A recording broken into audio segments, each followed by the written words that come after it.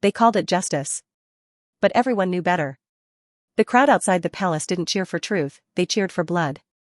Mine.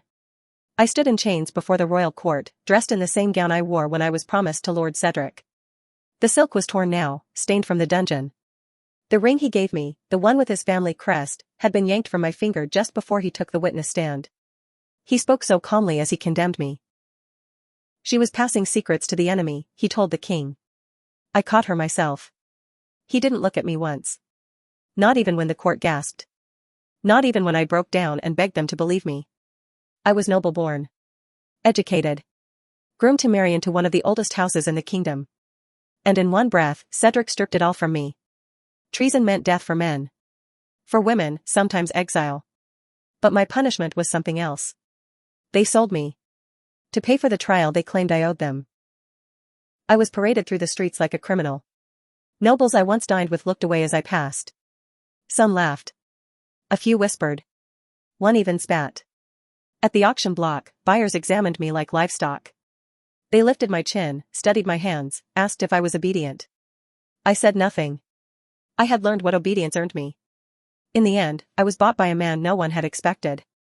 He arrived late, cloaked in black, with gloves that never left his hands and a voice barely louder than a whisper. His name was Master Vale. He was rich, reclusive, and feared by the court but rarely seen. Whispers said he dealt in secrets. Others said he collected broken things. I was ushered into his carriage without a word. And from that day on, I disappeared from the world that once claimed me. Vale's estate was nothing like the city. It was older, colder, carved into the cliffs that overlooked the sea. The staff didn't ask questions. Most barely spoke. My duties were quiet. Fetching books. Pouring wine. Lighting candles before long meetings I wasn't allowed to hear. But even silence has its language. And I listened. I learned which guests brought bribes in their boots. Which ones lied with their eyes and which ones lied with smiles. I learned that court alliances were fragile and that behind every polite nod was a hidden blade. Vale never asked about my past. He only gave orders, brief and clear. But sometimes, late at night, he'd summon me to the library. Tell me, he'd say, what did Lord Marlowe mean by that remark today? Or, what did you see in Lady Bryn's face when she mentioned her brother? I'd answer honestly. And over time, he started letting me stay. I sat by the fire as he reviewed documents. He explained treaties and tax shifts and marriage contracts like I was a pupil. And I was. He taught me how power moved, not in public, but in backrooms, between glances and loopholes and sealed letters. When I asked him once why he trusted me, he only smiled. Because you know what it means to be used. People like us don't waste chances. I lived that way for years. A ghost with a name no one remembered. A servant who studied like a scholar. A former fiancé who still dreamed of revenge but hid the fire under stillness. Until the day Master Vale died. It was sudden. A fall down the stairs, they said. But there were no stairs in his study. No witnesses. No blood. Just silence. The staff mourned him quietly. And then came the solicitor. A formal man with trembling hands. He left everything to you, he said, eyes darting to the floor. His title, his lands, his holdings, his assets. You are now Lady Vale. I said nothing. Not at first. The others stared. Some with jealousy. Others with fear. I knew what they were thinking. A servant turned mistress. A scandal waiting to happen. But I'd learned how to hold my face like a mask. I thanked the solicitor, accepted the documents, and sent the staff away. Then I stood alone in the study where I had once stood beside my master. And I smiled. The girl who had been sold was gone. The woman who remained was ready. I wrote my first letter that night. To a tailor. Then to a banker. Then to the keeper of the royal court registry. I ordered mourning gowns of the finest silk. I updated my identity as Lady Vale, widow and heir. I transferred my holdings to a discreet estate in the capital. And after 7 years in the shadows, I stepped onto the road back to the court. Back to the very palace where they had once auctioned me off. I wore a black veil and carried a new name. But beneath the lace and the silence was the same face they'd tried to erase. The court would not recognize me yet. But they would. Soon. Very soon. Let the games begin. The first thing I noticed when I returned to the capital was how easily the court forgot faces it deemed unimportant. I walked past old acquaintances, nobles who once praised my embroidery, countesses who used to compliment my voice at galas, and none of them spared me a second glance. The black veil helped, of course. Mourning offered me privacy. Power did the rest. I was escorted into court not as a guest but as a widow of status. Lady Vale, owner of salt mines, trade routes, and properties stretching across 3 regions. The lords whispered. The ladies speculated. Some said I must have seduced the old man. Others believed I had poisoned him. But none of them dared say it to my face. My invitation to court was quiet, but it was firm. The queen herself requested my presence at a private salon. That was how it began. I arrived draped in black silk, my eyes the only visible part of me. The queen's chamber was filled with her closest confidants, women who laughed in circles and smiled with sharpened teeth. Lady Vale, the queen said, voice honeyed. We've heard so little of you. And yet here you are, owning half the court. I bowed deeply.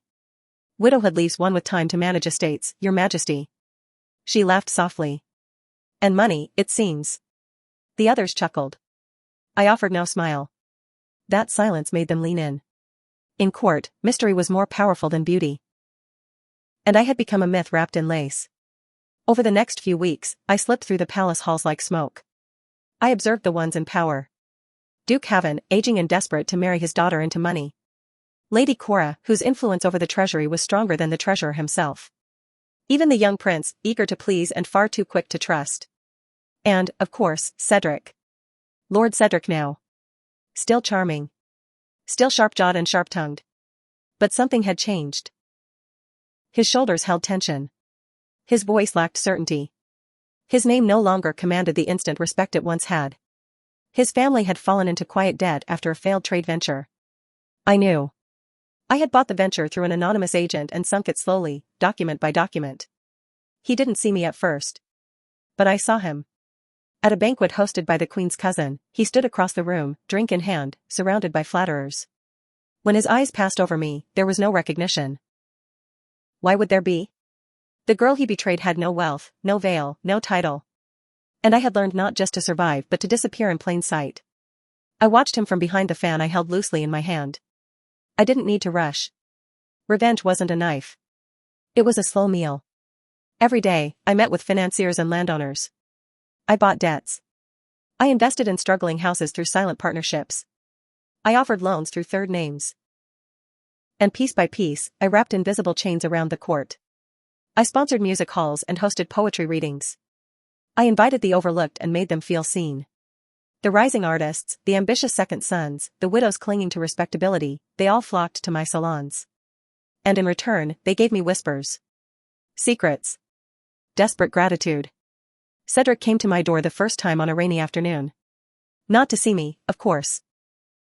He thought he was visiting a wealthy patron who might invest in his family's recovery. He didn't recognize the woman who offered him tea and cool conversation. Your name, he said as he sat, Lady Vale. It sounds vaguely familiar. I smiled behind the rim of my cup. It should. And your husband, he continued, eyes flicking over the richness of the drawing room. A man of mystery, I hear. He was a man of precision, I replied. He liked things to be earned.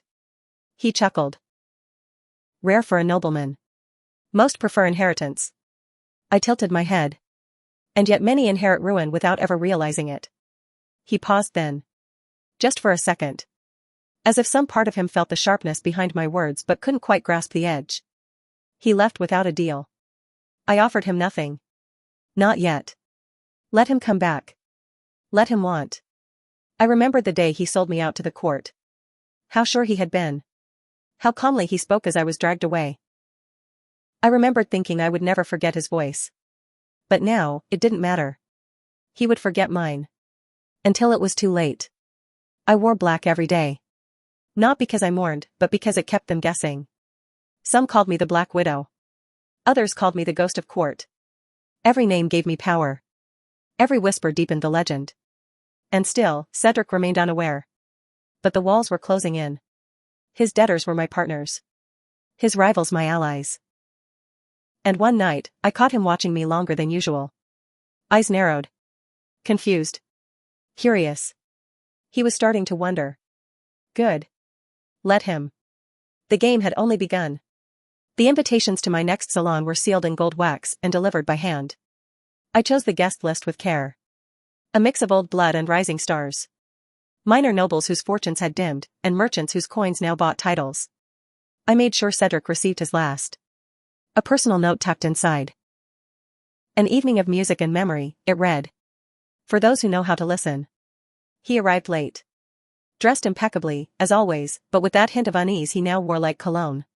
He stepped into the room expecting to dominate it, and paused. My drawing room was transformed. Velvet curtains, crystal lights, performers flown in from distant courts. And me, seated at the head of it all in midnight blue, not black. My veil was lifted tonight. My face, finally visible. His eyes caught mine. I watched the shift happen, confusion, recognition, disbelief. He froze. The room didn't. Music played. Laughter echoed. And I smiled at him like we were old friends. He approached slowly. It's you, he said. You're alive. Disappointed? I asked sweetly. He blinked. But, they said you were convicted. You vanished. They sold me, I said calmly, sipping wine. You watched it happen. His throat bobbed. Lyra. I didn't have a choice. If I hadn't spoken against you, they would have ruined my house. My father was a coward, I interrupted. And a fool. But I already knew that. The silence that followed stretched, taut and delicate. Then I stood, offering him my hand. You're here. Enjoy the evening. I turned before he could speak again. Let him stew. Let him wonder how deep the knife had gone. He didn't leave. He stayed until the final note of the music faded and the guests trickled out. He watched me the way prey watches a predator disguised as prey. Later that week, he called on me again.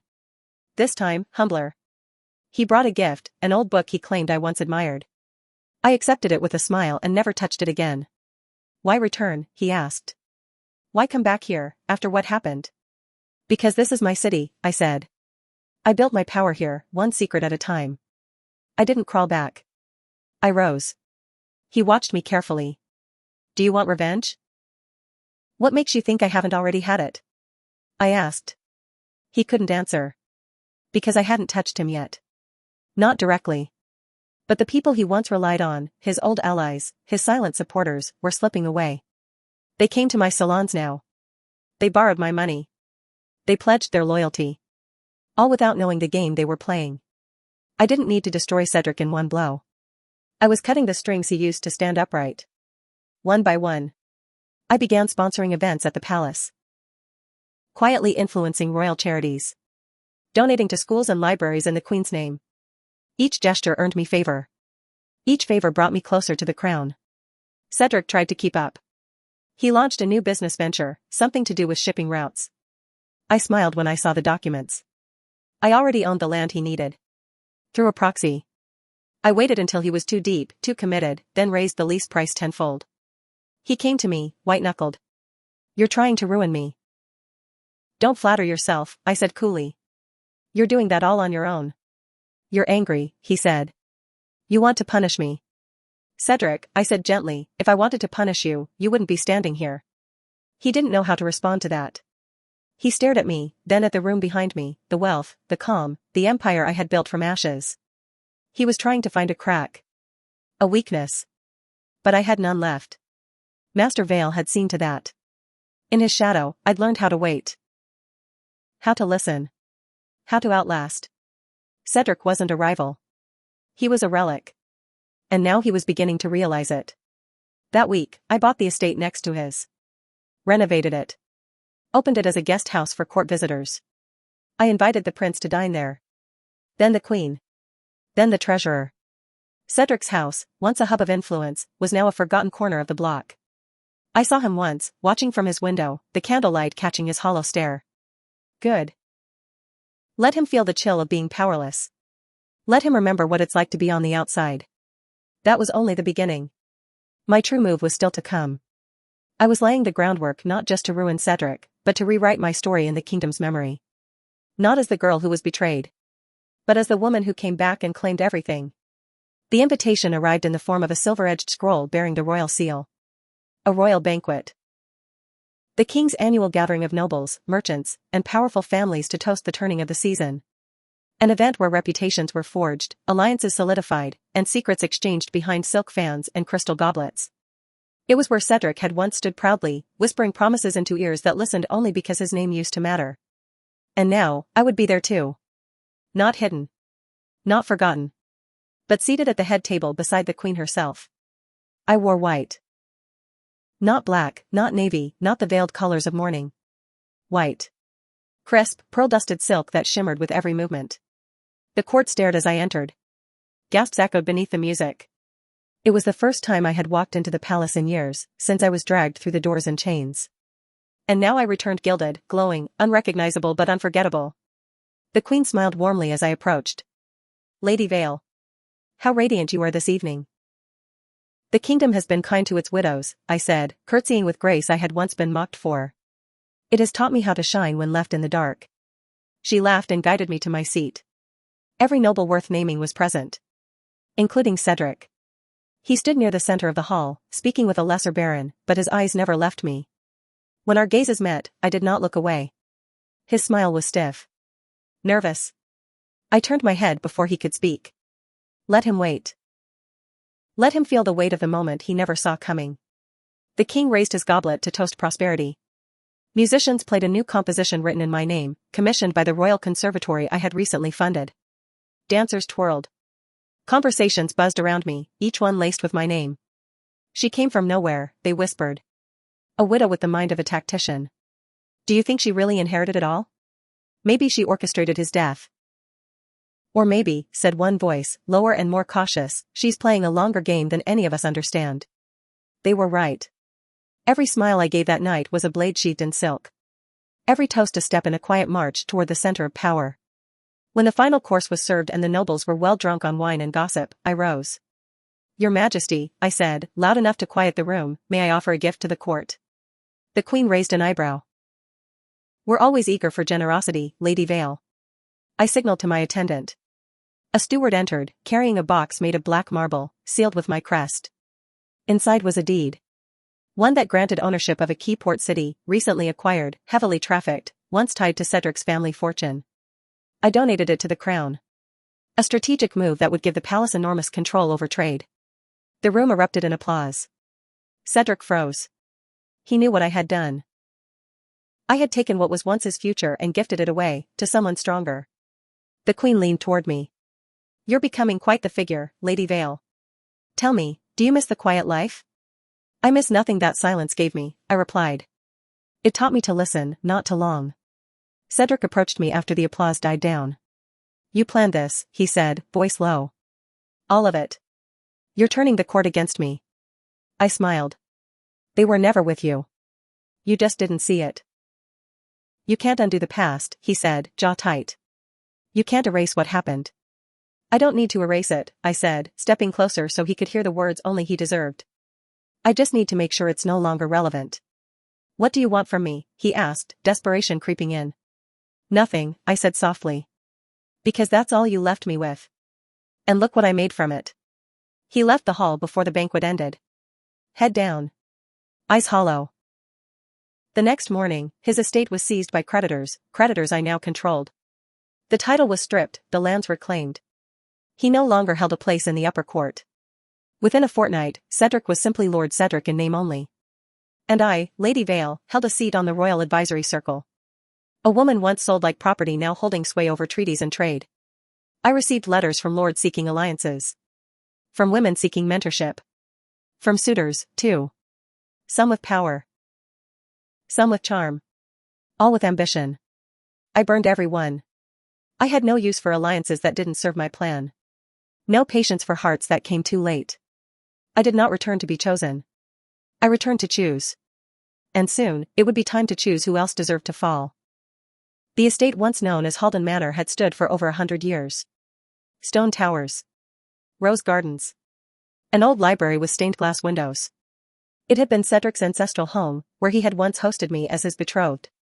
Where I'd sat beside him during dinners, young and wide-eyed, believing my place in that world was earned by love. I walked through those same halls now, not as a guest, but as the owner. The creditors had accepted my offer immediately. I bought the estate for less than half its value, through a chain of silent investors.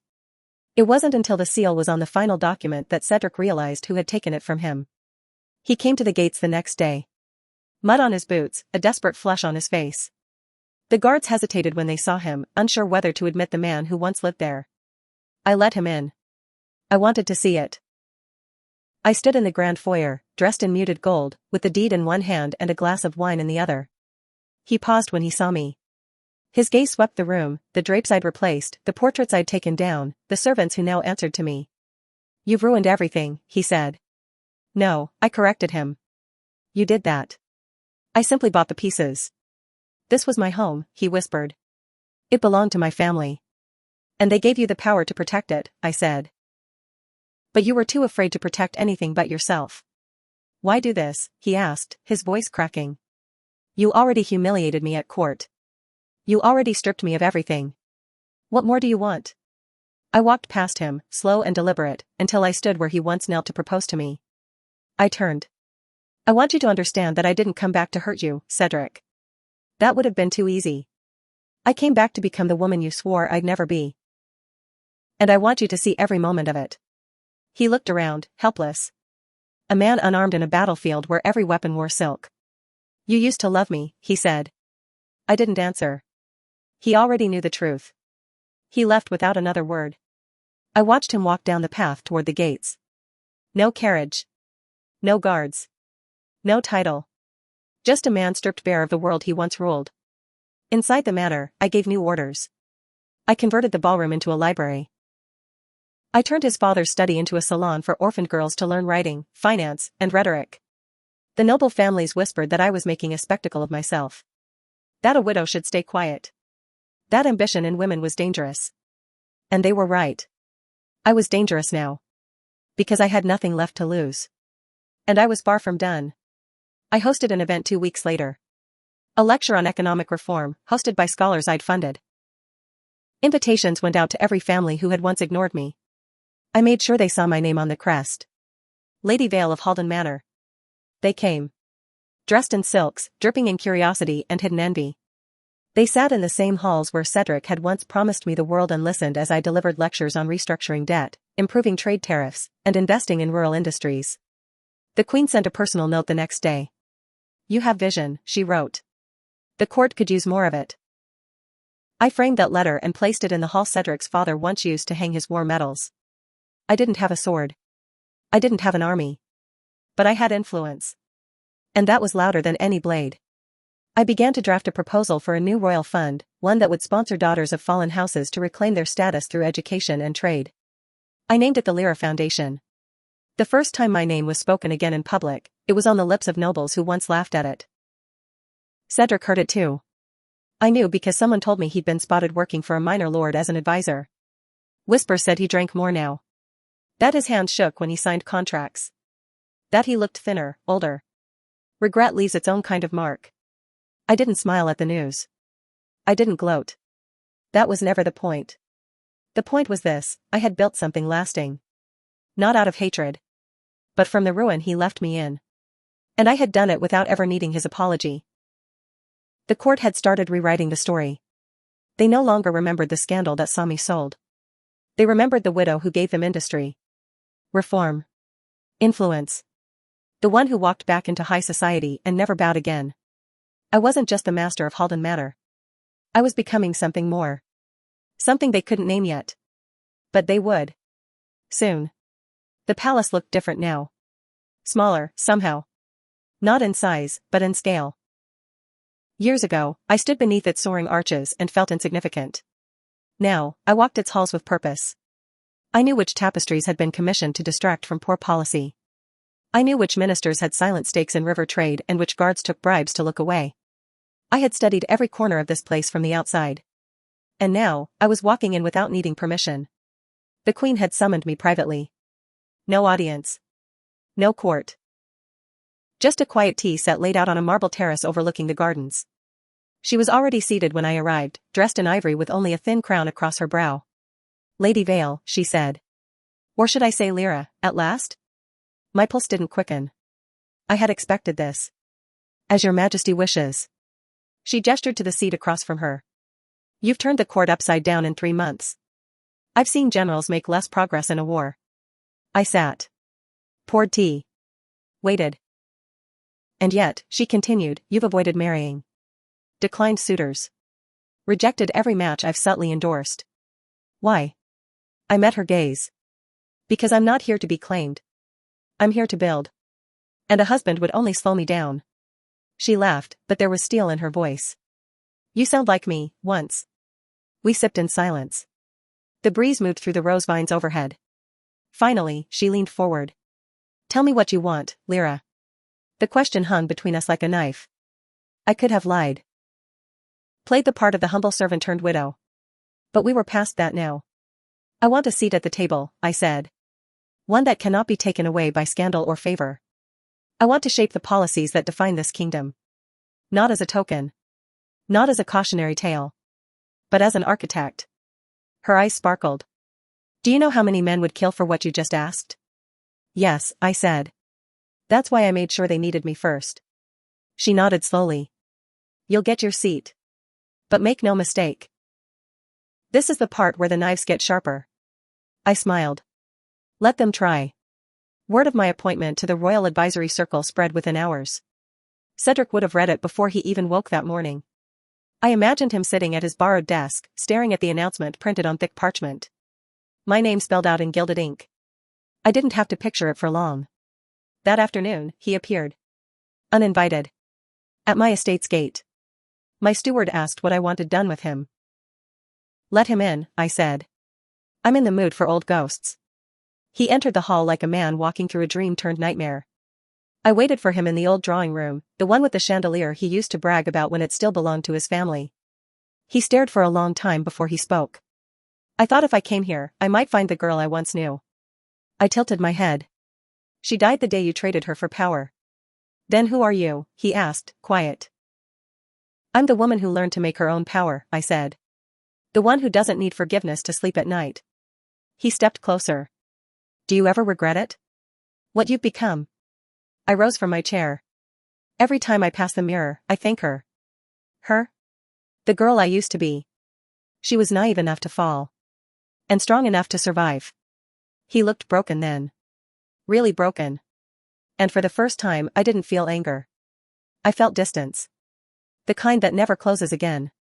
If you ever. He started, but couldn't finish.